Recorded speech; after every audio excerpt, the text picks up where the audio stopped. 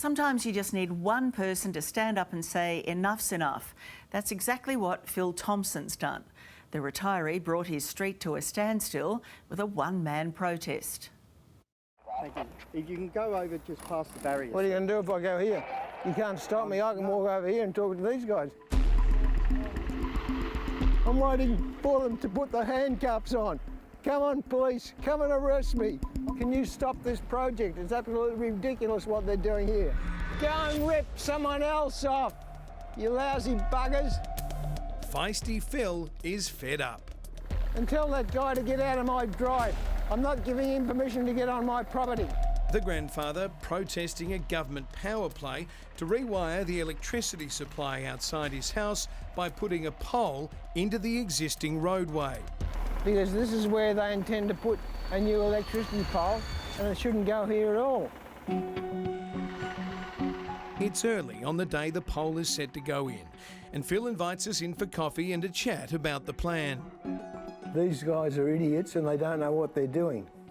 I've got a master's in engineering with honours, and the number one rule in electrical engineering is don't put poles in the roadway. And rule number 2 is the same as rule number 1. Phil Street runs by a railway which is undergoing changes. The works will move existing power lines away from the tracks to the opposite side of the road where Phil's house is. His worry that this will make the street unsafe. Bicycles are going to hit them, cars are going to hit them. It cuts down on parking. Mainly the safety hazard, that's the main thing. Phil's house and the area meant a lot to him. It was the home he shared with Jeanette, his wife of 4 decades, who lost her battle with motor neuron disease last year. It was horrible. No, couldn't do anything. It's the worst disease you can get. They reckon it's worse than cancer. But she found the house, and I'm not going to see some idiots come and wreck it. Phil just wants to be heard, and according to him, authorities haven't responded properly to his calls and emails. They don't listen to me, and they don't listen to anyone. As Phil prepares to start his protest, he makes one request: to send out a cheerio to his favourite cafe manager who's been looking out for him since he's been on his own. I'd like to say hello to that lady. Her name's Christina. Then it's off to camp on the spot where the pole is marked to go. We shall not be moved. As the protest rolls on, neighbours like Leslie drop in for support. I think it's terrific. Anything that stops these guys from taking over the place. Phil's protesting because he reckons if you put a pole in the street, there's a chance cars might hit. There's a definite chance cars might hit. Absolutely. 2 hours in, and Phil's not budging. 3 hours pass, 4 hours, and then at the 5-hour mark, there's movement from the workers.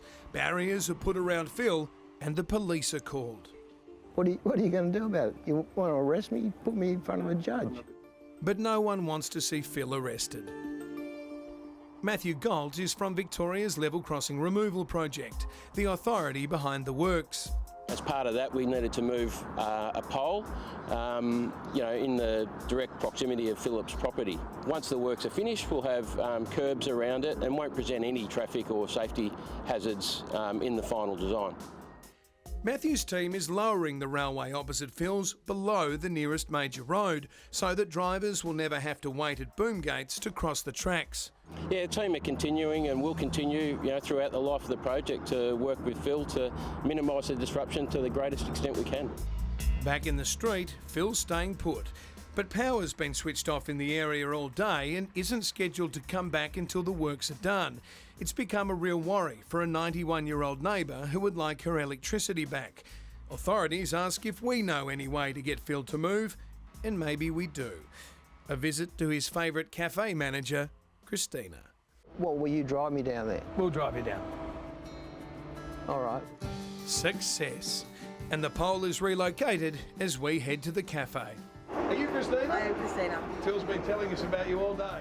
Christina's happy to be a friend for Phil, and seeing a familiar face reminds him that altering the streetscape doesn't weaken the community.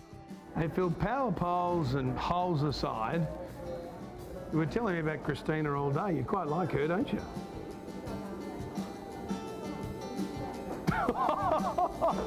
Phil's been through a lot recently, and change can be hard.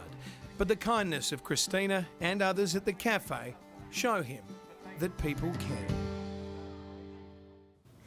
After we made inquiries, authorities agreed to have a private meeting with Phil.